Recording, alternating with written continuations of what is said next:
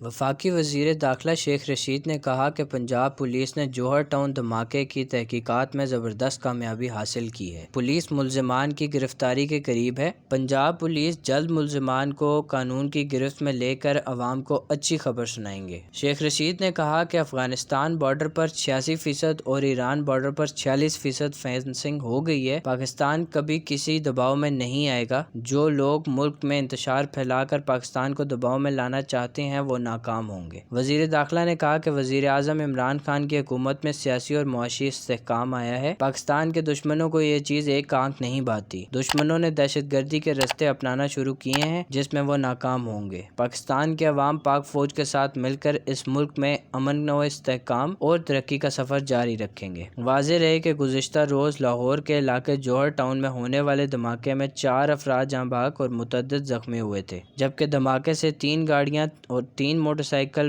مکمل طور پر اور 1 رکشہ جزوی تباہ ہوا تھا۔ مزید اس طرح کی ویڈیوز کو دیکھنے کے لیے ای10 پاکستان کو سبسکرائب کریں اور بیل آئیکن کو پریس کریں۔